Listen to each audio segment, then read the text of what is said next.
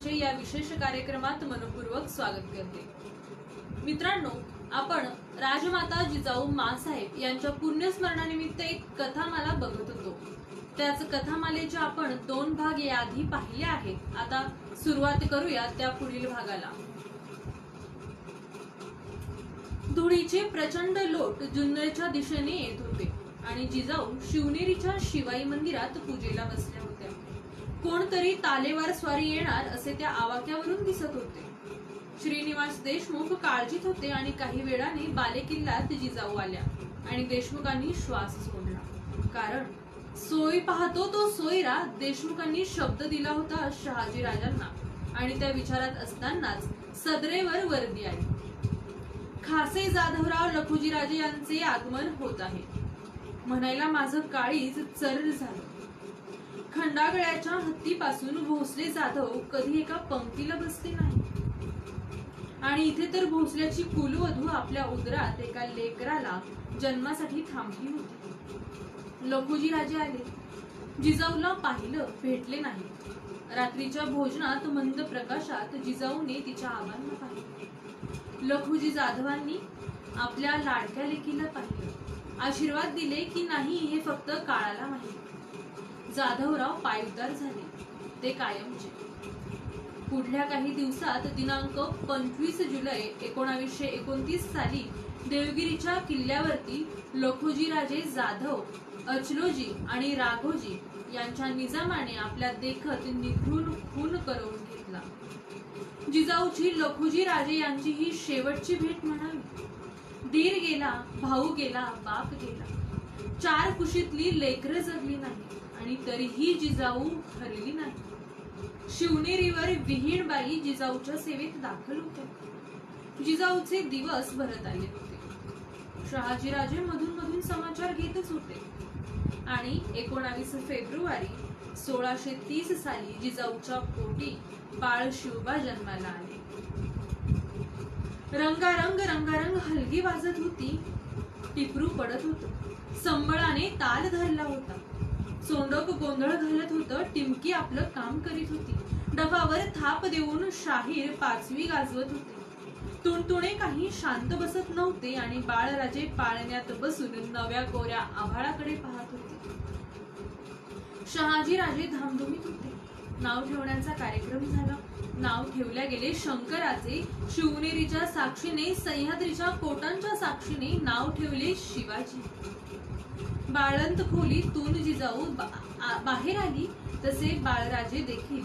जिजाऊ नव्या उत्साहाने, नव्या उमेदीने, नव्या कोऱ्या मनासह एक नवा डाव मांडण्याच्या विचारात होते। मला ते सहज कळलं। बाळराजांनी पहिलं पाऊल जमिनीवर ठेवलं ते भरभक्कम।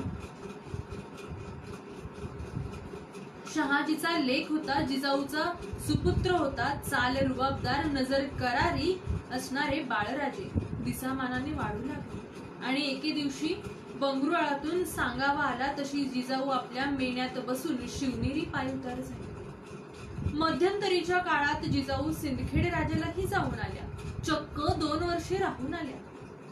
तिचे आबासाहेब आणि बंधू निघून गेले होते। द्वारदर्शन बाकी होतं। हृदयातील आईचा कालवा जिजाऊला कळत होता। म्हाळसाबाई आणि भूतजी जाधव यांनी आपल्या माणसाची शरीर सिंदखेडला आणून सर्व विधी पार पाडून तेथेच वास्तव्याला होते। म्हाळसाबाईंनी लेकीचं आणि नातवाचं कोड कौतुक केले। अंजारलं, गोंजारलं आणि तब्बल 2 वर्षे जिजाऊ आपल्या माहेरी वास्तव्याला राहिल्या। त्यानंतर पुन्हा मग पुणे बंगळुरू प्रवास सुरू झाला। शहाजीराजे त्यावेळी बंगळुरू शहरात निवासी होते। एकोजी तुकाबाई साहेब आणि जिजाऊ शुभासह आनंदात होते आणि जिजाऊ एक दिवस कुठेतरी कनाती पलीकडे घुंगरूचे आवाज येऊ लागले आणि एकोजीराजे आपल्या दुडक्या चालीने कनातीला धावले। जिजाऊ माझघरात कामात होती। तुकाबाई साहेब सदरेवर बसल्या होत्या आणि शिवबा एकोजीराजे काय पाहत आहेत कनाती पलीकडे हे पाहण्यासाठी त्यांच्याकडे धावले आणि तेवढ्यात जिजाऊ बाहेर आली आणि शिवबा शोधू लागल्या आणि त्यांचे लक्ष कनातीकडे गेले। कनाती पलीकडे काही सरदार गाण्याच्या कार्यक्रमात मग्न होते। एकोजी राजे पाहत होते. तुकाबाई साहेब काही बोलल्या नाही, पण जिजाऊला राहवलं नाही आणि त्या शिवबाला बाजूला घेऊन म्हणाले, शिवबा, हे योग्य नव्हे. अद्भुत कार्य करणाऱ्यास भावना म्यान करता आला पाहिजे. उमर तशी कोवळी, त्या मनाला किती उमगलं माहित नाही, पण आई सांगते म्हणून ते चुकीचे नाही, चुकीचे आहे असे मानून शिवबा बाजूला झाला. एकोजी अजून तिथेच होता. मध्ये पुन्हा असे काही दिवस गेले आणि जिजाऊ शहाजी यांनी दोघांनी मिळून एक निर्णय घेतला. जिजाऊने आपली उत्तरेतील पुणे, सुपे, चाकण, इंदापूर ही जहागिरी सांभाळावी आणि शहाजी राजांनी दक्षिण देश वाढवावा. मध्येच स्वतःचं राज्य असावं असंही शहाजी राजांना वाटत होतं. राजे त्याचा प्रयत्न देखील करीत होते आणि इकडे जिजाऊ, शिवबा, बाजी पासलकर, माणकोजी दहातोंडे आणि दादोजी सोबत काही कारभारी घेऊन पुणे प्रांती रवाना झाले. कोणतं पण पुणे हाही एक प्रश्न होता. मुरार जगदेवाने बेचिराख केलेलं पुणे जिजाऊ पुन्हा उभं करण्यासाठी सज्ज होती. हाताशी 4 कारभारी, 11 वर्ष उमर असलेला शिवबा आणि थोडेफार बारगीर, जमीन तशी पूर्ण नापीक झालेली. जंगल बेफान वाढलेलं, श्वापदे जागच्या जागी दिसत होती. माणसं राहायला तयार नव्हती. जंगली श्वापदे माणसांना राहायला तयार होऊ देत नव्हती आणि त्या ठिकाणी जिजाऊ नवा डाव मांडण्यासाठी उभी होती. एखादीच व्यक्ती अशी असते की तिचा जन्म होतो विदर्भात, तिचे सासर असते मराठवाड्यात आणि ती संसाराला सुरुवात करते दक्षिण प्रांतात. स्वराज्याची मुहूर्तमेढ रोवते पश्चिम प्रांतात आणि शेवटचा श्वास घेते ती कोकणात. पण तिचा आणि विचारांचा संचार असतो संपूर्ण जगभरात. आणि जागतिक स्वातंत्र्याचे रोपण होत होते जिजाऊ पुत्र शहाजी तनय, सह्यगिरीचा सुपुत्र, भविष्यातील विश्व कल्याण राजा बालशिवबाच्या हातून. जमिनीत सोन्याचा नांगर रोवून जिजाई शिवबाच्या मनात स्वातंत्र्य देवतेचे बीजारोपण करीत होती. पाठीमागे संस्कार आणि शक्ती बनवून आपण हे सगळं उभं करू असं सांगत होती. रामकृष्णांचं चरित्र सांगत असताना बगदादचा खलिफा आणि अकबराचा मीना बाजार दाखवत होती. पृथ्वीराजाचा पराक्रम आणि राणा सांगाच्या गोष्टी सांगत होती. शिवबा स्वातंत्र्य विचारांनी स्वतंत्राची मूळ आवळत होते. आईच्या संस्कारांनी हर हर महादेव आणि जय भवानी म्हणत होता. छोटे किल्ले आणि त्यावर चढाई करीत होता. मी फक्त गंमत पाहत होतो. शिवबाच्या तंत्राची आणि जिजाऊच्या मंत्रांची. शिवबा आपल्या हातात नांगराची मूठ धरून उभा होता आणि जिजाऊ शिवबाच्या पाठीवरती हात ठेवून उभी होती. साहजिक कास्तकाराने बैलाची सैल सोडली आणि कासरा मोकळा केला आणि सोन्याचा नांगर पुण्याच्या पाया खोदायला पुण्यनगरीची मुहूर्तमेढ रोवल्या गेली. पुणे वसायला सुरुवात झाली. शिवबाच्या हस्ते पायाभरणी झाली आणि जिजाऊने कसबा वसवले आणि तेथे आदिनायकाची स्थापना देखील केली. लाल महालाची देखील योजना आकार घेऊ लागली होती. जिजाऊने ते शहर वसवले म्हणून जिजापूर आकार धरू लागले होते. इकडे शिवबा, महलोजी, तानाजी आदी काही समवयस्क सवंगडी, बाजी पासलकर, माणकोजी यांच्या सोबत कधी तलवार युद्ध, कधी रपेट, कधी भालाफेक तर कधी पट्टा असे शिकत होते.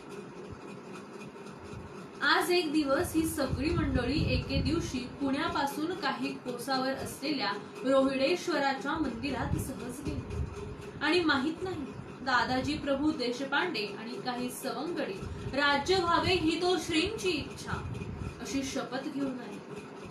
काय परिणाम होणार आहे, काय परिणाम होणार आहे, काय होईल या घटनेचा याचा काहीही विचार न करता 15 एप्रिल 1945 रोजी खऱ्या अर्थाने स्वराज्याची शपथ घेतली आणि जिजाऊचा चेहरा आनंदला. जिजाऊंनी जे काही तुळजाभवानीला गाऱ्हाणं मांडलं होतं त्याचं उत्तर मिळायला सुरुवात झाली. इकडे जिजाऊ चिंताक्रांत नव्हती, पण स्वतःचा लेख राष्ट्र कार्यासाठी करण्यासाठी धजावला होता याचा आनंद होता. पण शहाजी राजे आणि आदिलशहा यांच्यात काय बोलणी झाली असेल असं सारखं वाटत होतं. इकडे तोरणा किल्ला घेऊन स्वराज्याचं तोरण बांधलं गेलं. स्वराज्य आता बाळसं धरू लागलं आणि इकडे शिवबाचे आता शिवराय झाले होते. बाळराजे आता एक सरदारी आवेशात हिंडू फिरू लागले होते. एक एक गड किल्ला जमेल तसा भूभाग स्वराज्याच्या सीमा विस्तारत होता. आणि इकडे एक बातमी येऊन धडकली. जिजाऊंचे थोरले चिरंजीव दक्षिणेत एका लढाईत कामी आले आणि याला जबाबदार होता एका भटारीणांचा मुलगा अफजल. जिजाऊच्या मनाने हाही दुःखाचा घास पचवला आणि आता स्वराज्याचा कारभार नाही म्हणायला राजधानीतून सुरू झाला होता. स्वराज्याची पहिली राजधानी होती राजगड. गडाचा राजा आणि राजाचा गड म्हणजेच राजगड. सदरेवर मासाहेब बसल्या होत्या आणि सुप्याजवळचा उमाजी एका सकाळी आला आणि त्याने आपली कैफियत मांडली. संभाजी मामाने एक कलागत केली होती. ती कलागत मिटवण्यासाठी शिवबा सुप्याला गेली आणि वतन जप्त केले मामाचे. मामा म्हणजे एकोजीचे मामा, तुकाबाई साहेबांचे बंधू, शहाजी राजांचे शालक, सोयराबाईंचे पिताश्री. पण भ्रष्टाचाराला माफी नाही. जिजाऊंचा संस्कार तसा दिला होता. मी आवासून पाहत होते. राजगड सदरेवर शिवराय बाहेर जाण्याच्या विचारात होते आणि तेवढ्यात एक गुप्तहेर बातमी घेऊन आला. अफजल स्वराज्यावर चालून येत आहे. काय म्हटलं असेल काळीजाईचं? काही दिवसांपूर्वी ज्या राक्षसाने थोरला पोरगा मारला तो पुन्हा लहान मुलावर चालून येत आहे. पण जिजाऊ खंबीर होत्या. त्यांनी स्वराज्य उभं करताना शिवरायांच्या मागे ठाम आणि भक्कमपणे उभे राहायचं ठरवलं. एकीकडे शंभूराजांचा जन्म झालेला, दुसरीकडे सईबाई साहेब यांची तब्येत तोळमासा झालेली आणि राजे अफजलाच्या चिंतेत. सईबाई साहेब अहव्यपणी गेल्या आणि राजे प्रतापगडास निघाले. मासाहेबांच्या मनाची घालमेल सुरू होती. पण भावना म्यान केल्या म्हणून शिवाय स्वराज्य कसं उभं राहील म्हणून या प्रकारास तयार झाल्या. नव्हे भवानीचे रूप घेऊन उभ्या राहिल्या आणि पाहता पाहता शिवरायांनी 32 दातांचा बोकड कापून काढला. भावाने उट्टे फेडले. जिजाऊला आनंद झाला आणि शिवराय राजे म्हणून प्रचूर झाले. जिजाऊ आता राजमाता शोभू लागल्या. गड कोट किल्ले आता वाढू लागले होते आणि हे सगळं आदिल, निजाम आणि दिल्लीला पाहवत नव्हतं. मिर्झा राजा एके दिवशी भलं मोठं पायदळ घेऊन आणि घोडदळ घेऊन शिवाचा भक्त शिवाचे राज्य बुडवायला निघाला होता. आता स्वराज्य सजत होतं, धजत होतं आणि 12 मावळ प्रांत जिजाऊंच्या वात्सल्याची, विचारांची, संस्कारांची चर्चा करीत होते. मुळा, मुठा, ऐनगंगा, पैनगंगा, इंद्रायणी, नीरा साऱ्या नद्या काठ जिजाऊची स्तुती करीत होत्या. मी पाहत होतो, हिंडत होतो नदी काठाने. राजगडावरून प्रतापगडावर शिवराय गेले तेव्हा स्वराज्याची घडी विस्कटणार तर नाही अशी आशा स्वकीयांना होती, तर परकीय खुशीमध्ये होते. स्वराज्यात बाजी, येसाजी, तानाजी, मुरारबाजी, कान्होजी, हिरोजी, कोंडाजी, सर्जेराव, रामजी, बहिरजी अशी एक न अनेक नवरत्न एकत्र येत होती आणि सगळे मासाहेबांच्या सावलीखाली काहीही करायला तयार होते. आता जिजाऊ शिवबाच्या नाही तर स्वराज्याच्या मातोश्री झाल्या होत्या. त्या राजमाता झाल्या होत्या. त्यांनी राष्ट्र उभे कसे करावे असे तंत्र सर्व मावळ्यांना दिले होते. त्या राष्ट्रमाता झाल्या होत्या. पण स्वराज्य वाढत होतं, पण तरीही संकट काही कमी होत नव्हतं. एकीकडे मिर्झा दिल्लीहून निघाला होता आणि दुसरीकडे सिद्धी जोहर स्वराज्यावर चालून येणार होता. राजे तेव्हा पन्हाळगडावर होते. सिद्ध्याने वेढा घातला आणि तो सुद्धा इतका पक्का की मुंगी जायला जागा नसावी. कितीतरी दिवस नव्हे, महिना नाही तर कित्येक महिने हा वेढा चालला. राजमाता चिंतित होत्या आणि एके दिवशी मासाहेब तयार झाले. युद्धाची आयुध आणि वेश परिधान केला आणि नेतोजी समोर म्हणाल्या, नेतोजीराव तुम्ही बसा घरी, आम्ही जातो शिवरायांना घेऊन येतो. परिणाम व्हायचा तोच झाला. नेतोजीराव निघाले पन्हाळगडाकडे. दुर्दैव एवढा वेढा काही नेतोजीरावांना फोडता आला नाही. पराभूत झाले खचले. तिकडे राजांनी बेत केला आणि निसटले, निघाले विशालगडाकडे. इकडे मासाहेब चिंतेत मिर्झा येऊन थांबला होता. राजांनी विशाळगडाची व्यवस्था केली आणि राजे निघाले राजगडाकडे. राजांनी आणि मासाहेबांच्या किती लढायचं आणि कुठं थांबायचं हे अगोदर ठरवलं. मुरारबाजी कामी आली आणि मासाहेबांचं काळीज चर झालं. राजे तहाला तयार झाले. मासाहेब काळजावर दगड ठेवून मान्यता देत होत्या. सोबत कोवळी उमर असलेले शंभूराजे आणि शिवराय राजगड पायउतार झाले. पुरंदराकडे तह केला, तह झाला. एकूण 23 किल्ले त्या तहात औरंगजेबास दिले आणि सोबत ओलीस ठेवले ते शंभूराजा. शंभूराजे आता मिर्झाच्या छावणीत मिर्झाच्या राहुटीत राहू लागले. इकडे मासाहेबांच्या मनाला याची काही कल्पना नव्हती आणि राजे राजगडावर आले, पण खिन्न मनाने. कारण ते 23 किल्ले आज शंभूराजे ओलीस वरून आग्र्याला औरंग्यास भेटावयास जाणे हे सहन होत नव्हते आणि मासाहेबांच्या नजरेतून हे सुटतही नव्हते. मासाहेब लेकराला समजून घेत होत्या आणि आपलं लेकरू नाही म्हणायला अजगराच्या विळख्यात जाणार होतं. बरोबरीनं स्वराज्याचा गाडा हुकणार नाही याची रचना करीत होत्या. आई विना वाढलेले शंभूराजे मोगलांच्या छावणीत होते. मासाहेबांच्या संस्कारात वाढलेले असल्यामुळे शंभूराजे चाणाक्ष होते. तरी पण आजीच्या मनाची उलाघाल कशी समजावी आणि हे सारं मी पाहतो. असा अवघड आणि बिकट प्रसंग स्वराज्यावर आला नव्हता. कारभारी नसणार, राजे नसणार, सगळं कारभार मासाहेब सांभाळणार. तसा प्रयोग तेव्हा नव्हता. प्रतापगडावर राजे आले गेले असताना किंवा पन्हाळगड वेढ्यात राजे असताना माऊली कारभार पाहत होते. मधल्या काळात मासाहेबांनी महिलांचा अधिकोष देखील सुरू केला होता. व्यवस्थापनाचा कसब मासाहेबांकडे होताच आणि एके दिवशी राजे शंभूराजांना घेऊन आग्रा दरबारी रवाना झाले. स्वराज्यात जिजाऊचा अंमल सुरू झाला. स्वराज्याची घडी जरी देखील विस्कटली नाही. योग्य नियोजन, महसूल वसुली, जमीन मोजणी, देखरेख, सुरक्षा, आर्थिक गणती, पत्रव्यवहार, परकीय सत्ताधीश हाताळणे या सगळ्या गोष्टी जिजाऊंनी सांभाळल्या. ते सुद्धा मनावर भावनांचा डोंगर सांभाळून. इकडे जिजाऊ मासाहेब पाण्यात देव टाकून बसल्या होत्या. हवाला फक्त देवाचा होता. पाठीराखा शिवशंभू महादेव आणि तुळजापूर भवानी यांच्या आशीर्वादाने जिजाऊ स्वराज्य सांभाळत होते. आणि तिकडे शिवराय आग्र्याहून कसे निसटता येईल याची वाट पाहत होते. आणि एके दिवशी राजे निघाले शंभूराजांना घेऊन स्वराज्याकडे आणि रस्त्यात शंभूराजांना सोडले आणि राजे एकटे राजगडावर परतले. ते निरोप घेऊनच शंभूराजांचा काळ आला.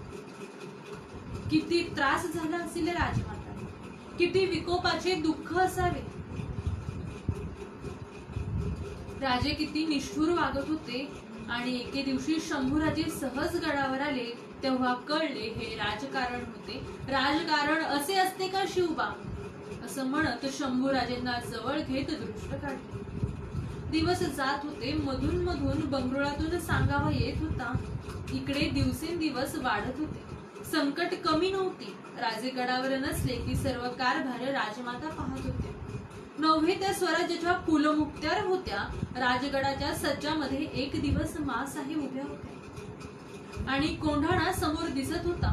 पुरंदर तहात द्यावा लागलेला ज्या गडावरून मासाहेब रिकाम्या हाताने परतून यावं लागलं होतं, गड स्वराज्यात यावा अशा विचारात मासाहेब. आणि पोराचं लग्न ठरलं हे सांगायला तान्हाजी आला होता. उमरठ्याचा ताण गेला तो तिकडचाच झाला, परत आलाच नाही. मासाहेबांना अश्रू थांबत नव्हते. आणि तिकडे कोंढाण्याचा सिंहगड झालेला दिसत होता. असे किती गेले आणि किती नाही याचा हिशोब मासाहेब मनात करीत होते. समोर अवघ स्वराज्य होतं आणि एकीकडे पुत्रप्रेम. मासाहेब पुत्रप्रेमाला कधीच तिलांजली दिली होती आणि शिवबा स्वराज्य घडवत होते. मातोश्री कृतार्थ नजरेनं कधी स्वराज्याकडे, कधी राजांकडे, कधी तर मावळ्यांकडे पाहत होत्या. मी साक्षीदार होतो या घटनेचा.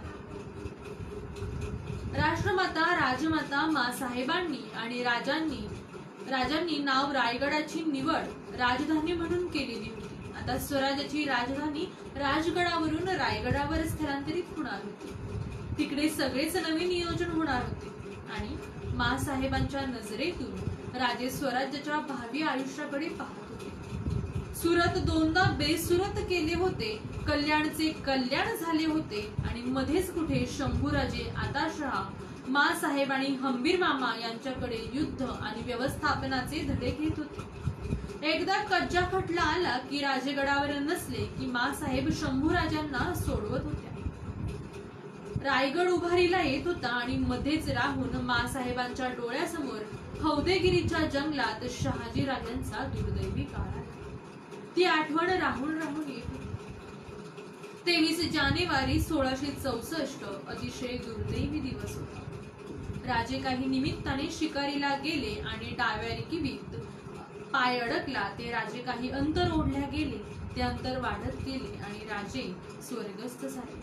मासाहेब सती गेल्या नाही, कारण त्यांना अजून पृथ्वी तलावर काही नवे वैभव उभे करून जायचे, आपले नाव अजरामर करून जायचे होते.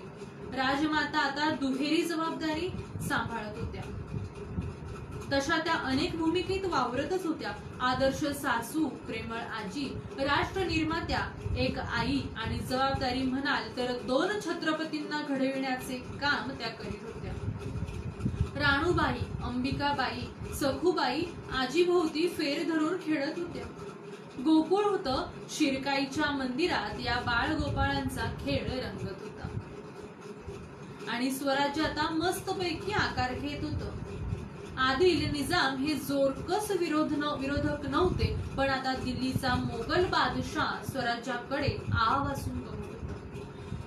खडकीची नाकेबंदी तशी मजबूत केली होती. ते थेट खानदेश पर्यंत स्वराज्य आता हातपाय पसरू लागले होते.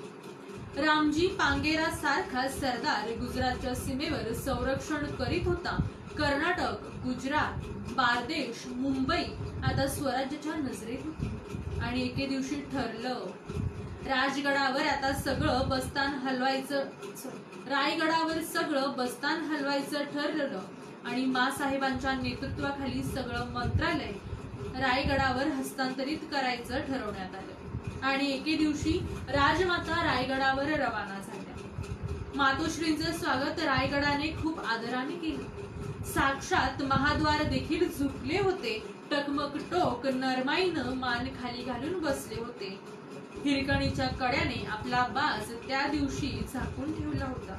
जगदीश्वर तर मातोश्रीच्या आगमनाची वाटच पाहत होते. हिरोजींनी ते मासाहेबांना मेण्यात बसवून रायगडाचा प्रत्येक कोपरा दाखवला होता.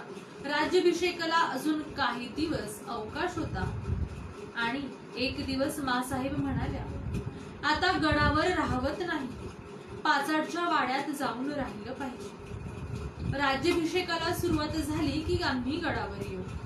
आणि मग राजमाता पाचाडला आल्या.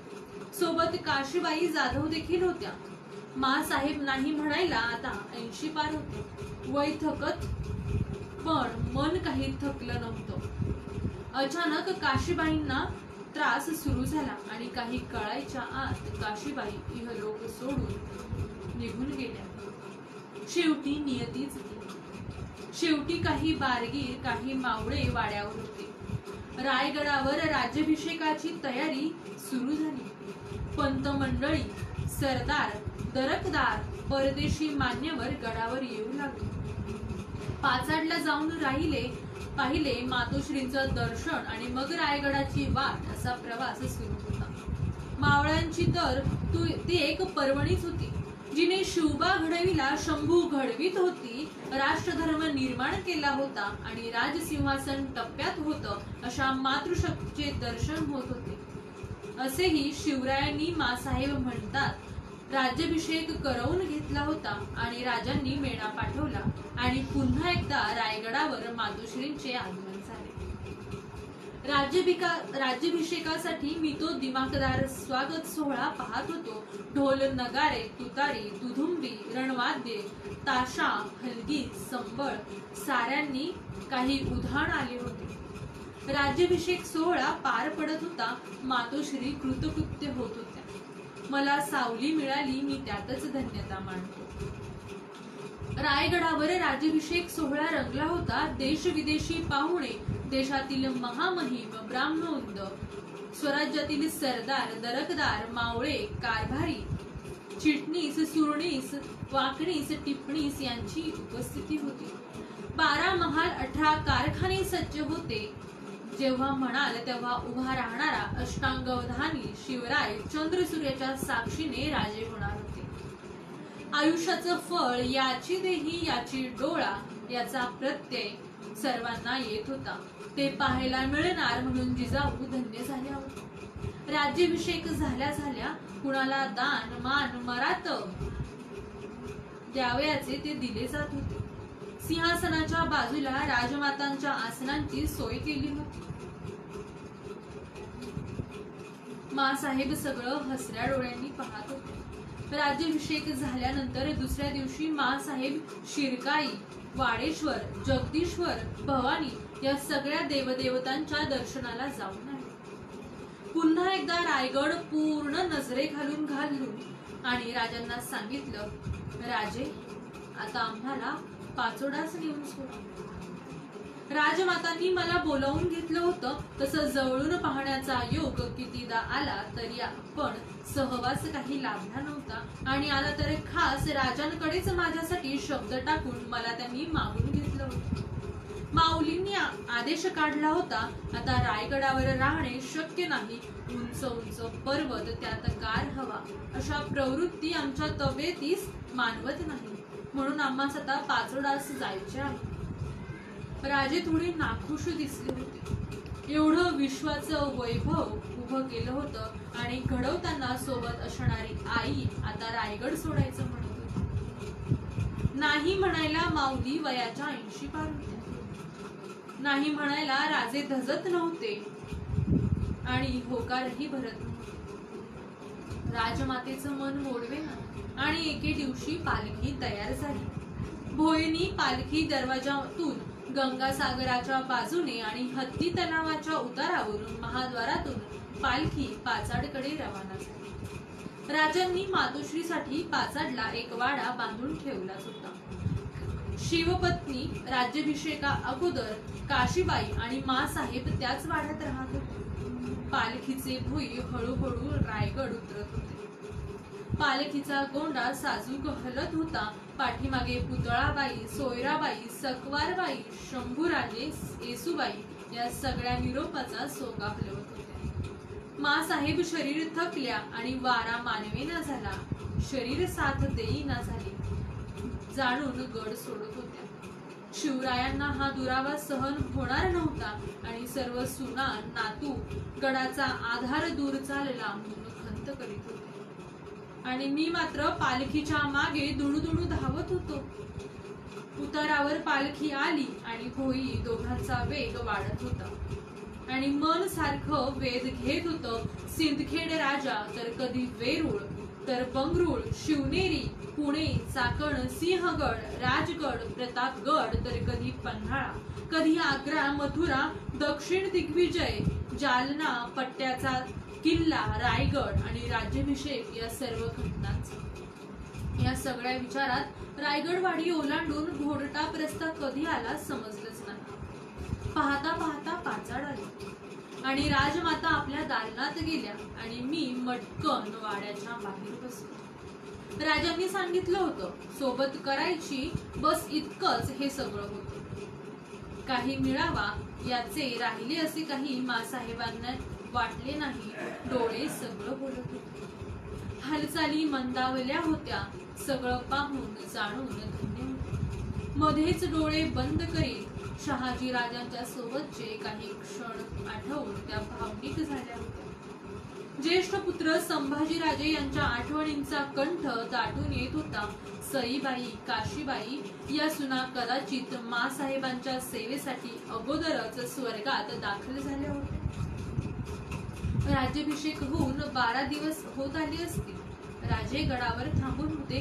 कधी पाचाड तर कधी रायगड वाडी तर कधी रायगड असा प्रवास सुरू होता. आणि 17 जून 1674 या दिवशी मासाहेब आम्हा सगळ्यांना सोडून स्वर्गस्थ झाले. राजांनी एकच टाहो फोडला. मासाहेब शंभूराजे धाय मोकळून रडले. जणू ते दुसऱ्यांदा पोरके झाले होते.